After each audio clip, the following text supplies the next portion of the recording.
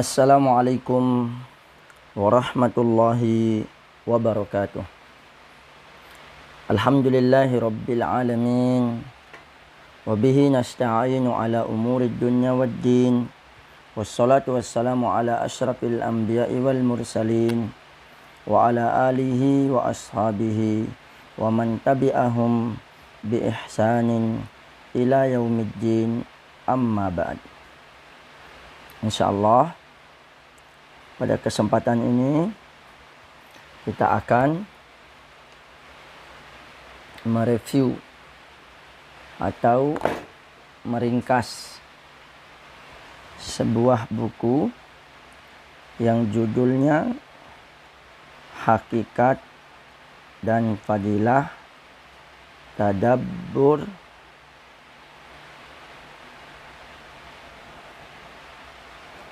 Al-Quran. Buku ini adalah tulisan dari salah seorang ustadz, Al-Ustadz Abu Yahya Badrus Salam. Ustadz Abu Yahya Badrus Salam LC. Teman-teman yang dirahmati Allah Subhanahu wa taala, memulai dari buku ini ada tulisan di sampulnya, sebaik-baik kamu adalah yang mempelajari Al-Quran dan mengajarkannya. Khairukum kama qala Nabi sallallahu alaihi wasallam, khairukum man ta'allama al-Quran wa 'allamah. Ta'allama wa 'allama, itu belajar, 'allamah mengajarkan. Sebaik-baik kalian itu adalah orang yang mempelajari Al-Quran. Setelah mempelajari baru mengajarkan Al-Quran. Naam. Ikhwanya akhwati rahimani wa rahimakumullah. Seorang muslim yang ingin mendekatkan dirinya kepada Allah Azza wa Jalla, hendaklah dia memiliki keinginan kuat untuk berusaha mengenai makna Al-Quran.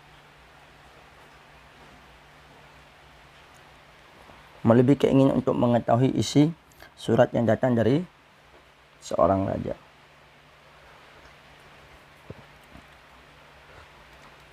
Karena seperti yang kita ketahui, langkah hidup manusia di dunia ini dipenuhi dengan aral yang melintang, sehingga membutuhkan bimbingan dan petunjuk menuju jalan keselamatan.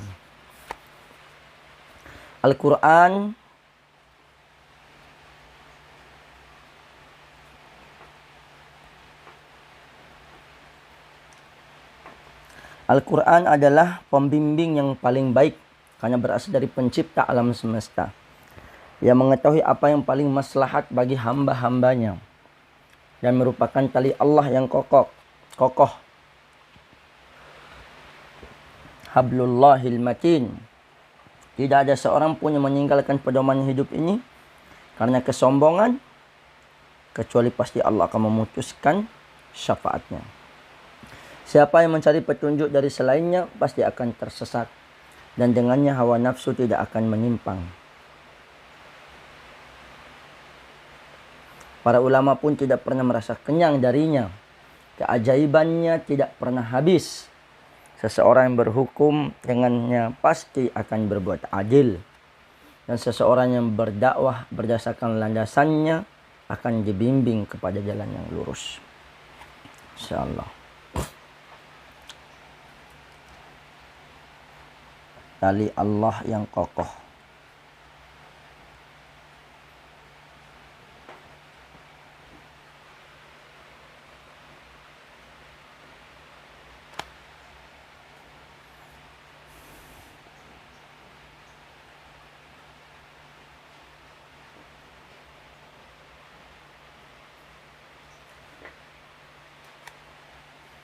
Inilah Al-Quran. Keajaibannya tidak pernah habis.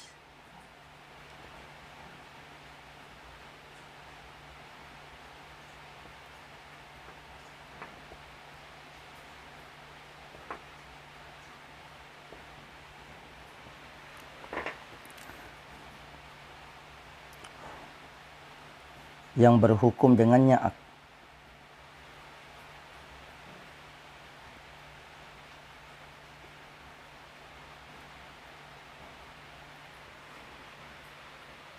pasti berbuat adil.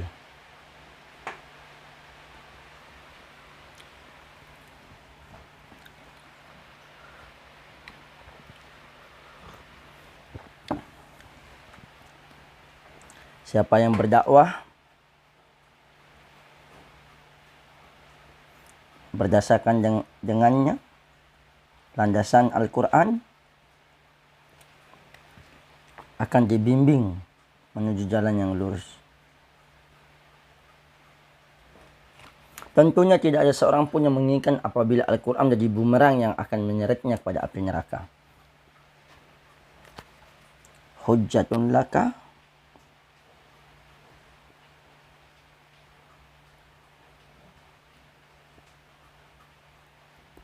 au alaika. Hujjah bagimu atau hujjah atasmu. Oleh karena itu kita memohon kepada Allah agar senantiasa diberikan semangat untuk mempelajari Al-Quran. Allahumma amin ya rabbal alamin. Dan mengamalkannya serta mengajarkannya kepada manusia. Sehingga kita termasuk sabda Nabi yang berikut ini, khairukum man ta'allamal Qur'ana wa 'allamah.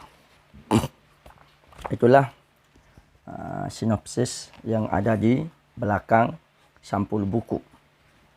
Buku Hakikat dan Fadilah Tadabbur Al-Quran. Ikhwani wa akhwati rahimani wa rahimakumullah. Kita buka. Sini ada juga penanda baca di sini. Pertama, bismillahirrahmanirrahim. Setelah kita lihat buku ini, penerbitnya Nasirus Sunnah.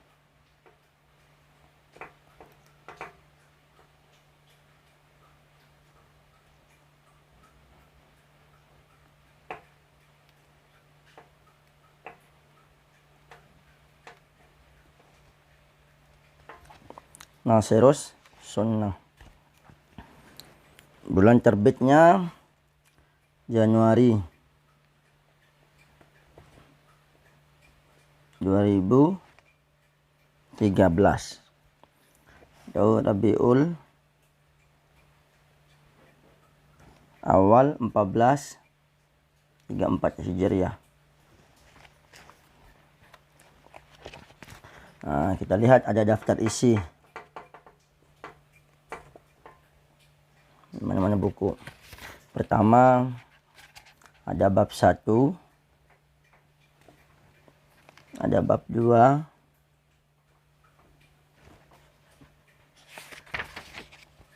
ada bab 3, ada bab 4, dan ada bab 5. Ya, biasanya di tulisan karya ilmiah atau skripsi bagi yang sudah S1 akan mendapatkan ada seperti ini. Yang mana ada pembukaan, ada penutup, latar belakang, dan seterusnya. Isi.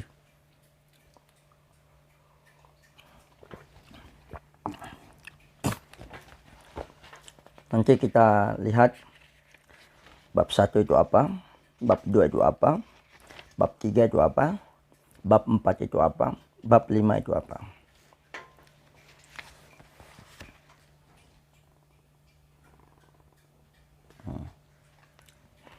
Sekarang mukaddimahnya.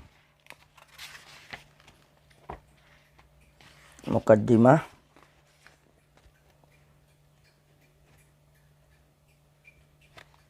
Itu pembukaan. Alhamdulillahirabbil alamin. Alladzi anzala kitabahu. Segala puji Rabb semesta alam telah menurunkan kitabnya yang penuh hidayah dan bimbingannya. Dan bimbingan. Hidayah dan bimbingan.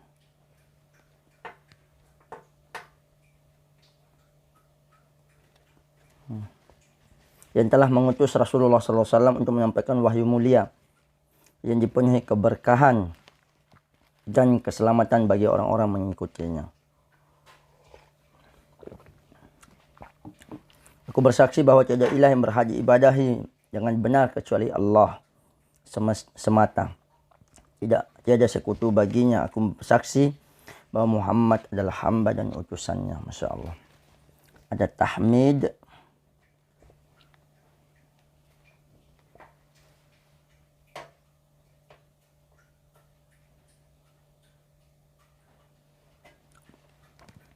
Ada juga syahadatain. Ada nama Allah Ta'ala dan ada nama Nabi Muhammad sallallahu alaihi wasallam.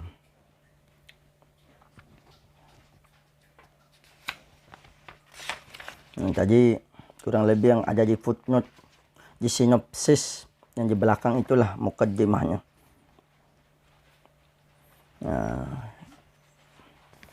Ya, ada 3 paragraf.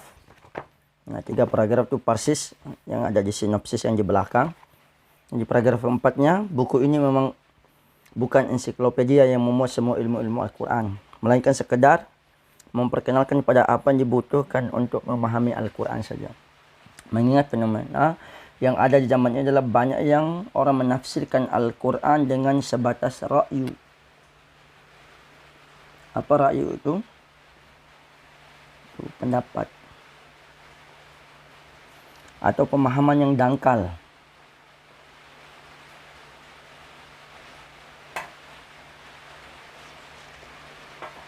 Satu, 2. Padahal para ulama telah mengikatkan berhati-hatilah dalam menafsirkan Al-Quran.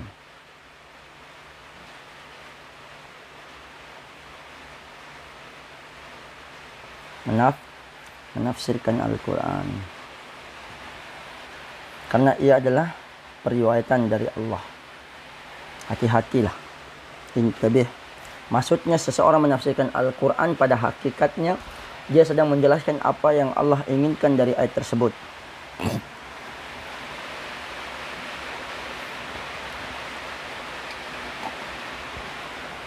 Dengan demikian, apa jadinya apabila ia berkata atas Allah Ta'ala dengan tanpa ilmu, namun sebatas ra'yu dan hawa nafsu? Hal tersebut pasti akan mengakibatkan tersebarnya kesesatan di tengah-tengah muslim, tengah-tengah kaum manusia. InsyaAllah dengan izin Allah, kemudian dengan terbitnya buku ini, penulis berharap semoga Allah berat timbangan amalan penulis dengan tulisan sederhana ini dan mengampuni dosa-dosa kita semua. Amin ya rabbal alamin. Sekarang masuk bab yang 1. InsyaAllah pada kesempatan ini kita bahas bab 1 saja, kurang lebih.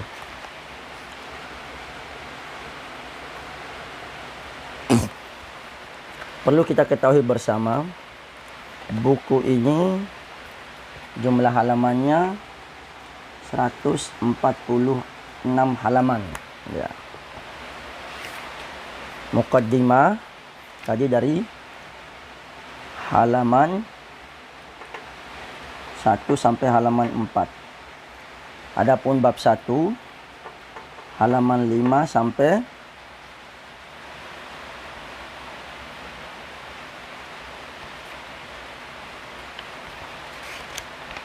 28.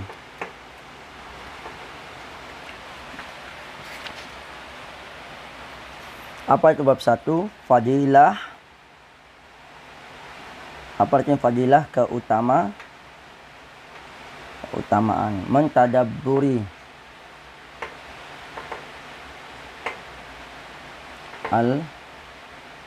Al-Quran. Sesungguhnya Allah Subhanahu wa taala tidak menciptakan manusia sia-sia, namun untuk suatu tujuan yang agung. Allah mengutus para rasul dan menurunkan kepada mereka kitab-kitab sebagai pedoman untuk manusia dalam kehidupan mereka.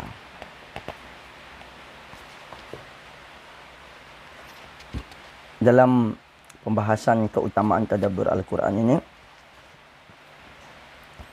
ada ulama nama Syekh Islam Ibn Taimiyah berkata, nikmat Allah yang paling agung yang dianugerahkan kepada mereka adalah berpegang pada Al-Quran dan Sunnah. Allah berfirman, yang mana menyuruh kita untuk mentadabburi dan mempelajari Al-Quran, karena Allah menjadikannya mudah untuk dipelajari dan diingat. Surat Al-Qamar, surat yang ke 54 ayat yang ke-17. Walaqad yassarnal Al-Qur'ana lidzikri fahal min muddakir. Walaqad yassarnal Qur'ana lidzikri fahal min muddakir.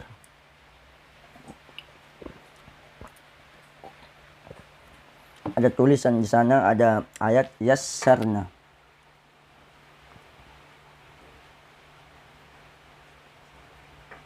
Kami telah memudahkan.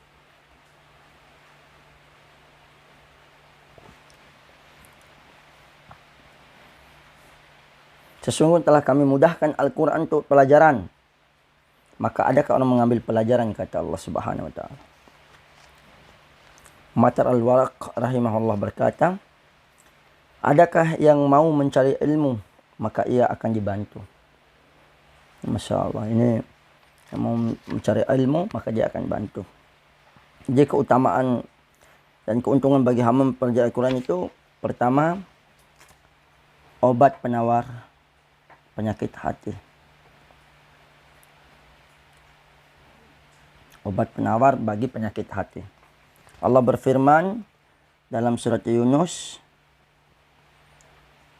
surat yang ke-10 ayat yang ke-57. A'udzubillahi minasyaitonir rajim.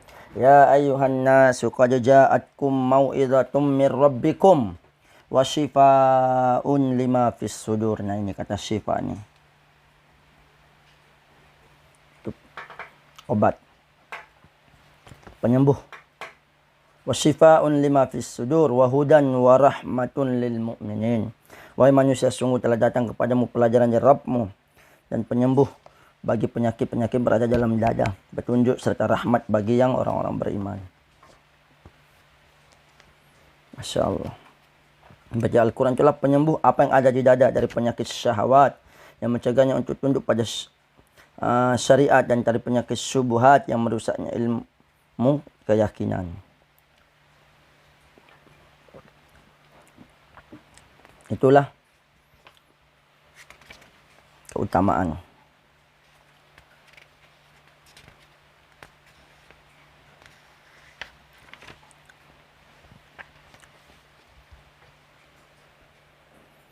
Nabi SAW memohon kepada Allah agar Al-Quran dijadikan pelita dalam hatinya.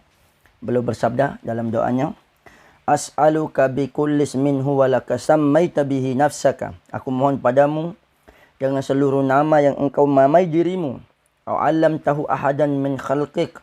Atau nama yang engkau ajarkan kepada salah seorang dari hambamu. Au anzaltahu fi kitabik. Atau nama yang engkau turunkan dalam kitabmu. Au sta'tharta bihi fi ilmil ghaib. Atau engkau sembunyikan dalam ilmu gaib di sisimu. Andak di sisimu, anta ja'alal Qur'ana rabi'a qalbi. Nah, rabi'a qalbi. Engkau jadikan Al-Quran ini rabi'a qalbi, sebagai air hatiku, penawar yang bersemi, air di dalam hatiku. Wa nuras sadri, cahaya. Cahaya dalam dadaku. Wa jalaa huzni.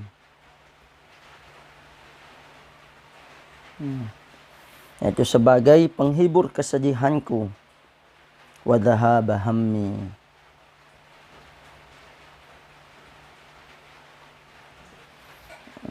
Anta ja'alal Qur'ana rabi'a qalbi wa nura sadri wa jalaa huzni wa dhahaba hammi. Kita memohon sebagaimana Nabi memohon kepada Allah, semoga Allah Subhanahu wa taala menjadikan Al-Qur'an itu rabi'a qalbi, nura sadri, jalaa huzni wa dhahaba hammi. Amin ya rabbal alamin. Ini hadis riwayat Ahmad. Yang pertama. Yang kedua, tidak menyerupai ahli kitab.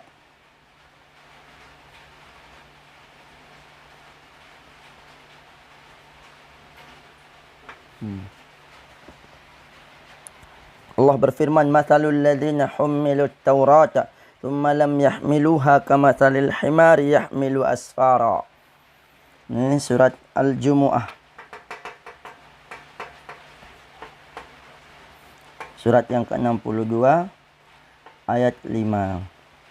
Perumpamaan orang dipikulkan kepadanya Taurat, kemudian mereka tidak memikulnya seperti keledai yang membawa kitab-kitab tebal.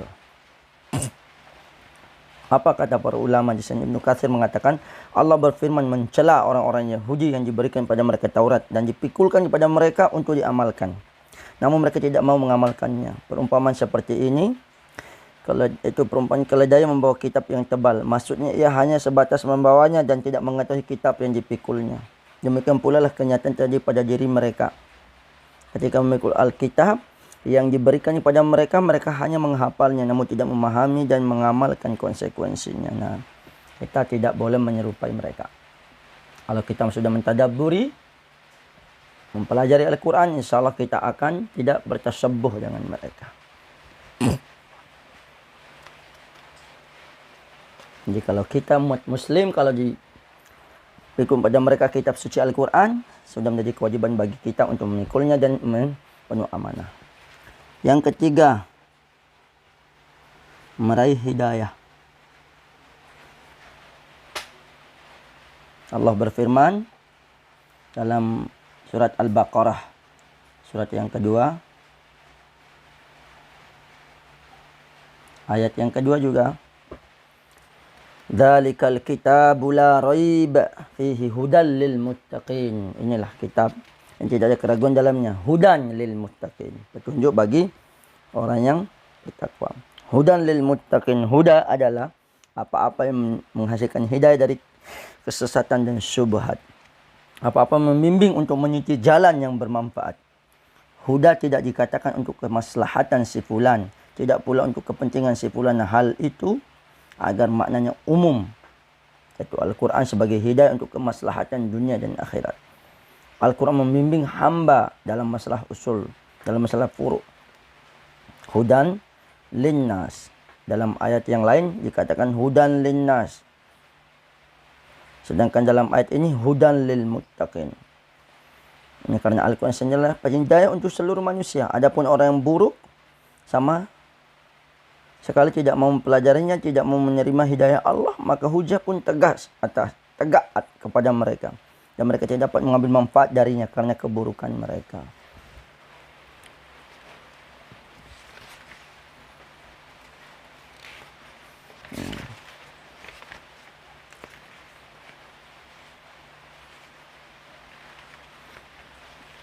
Kemudian yang keempat, mendapatkan cahaya kehidupan.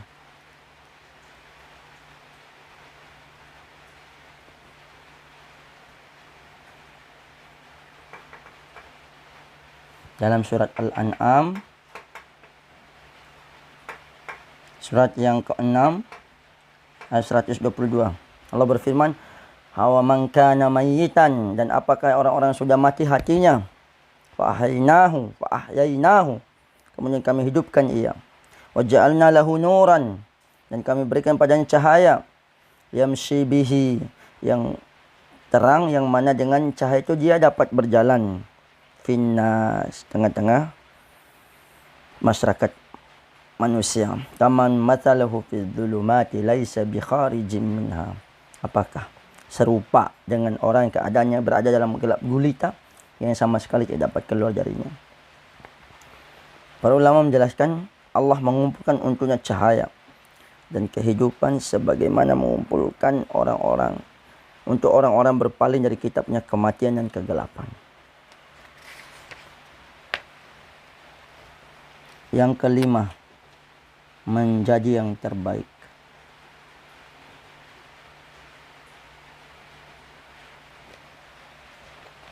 Karena sabda Nabi, khairukum man ta'allamal Qur'ana wa 'allama. Sebaik-baik kalian mempelajari Al-Qur'an dan mengajarkannya.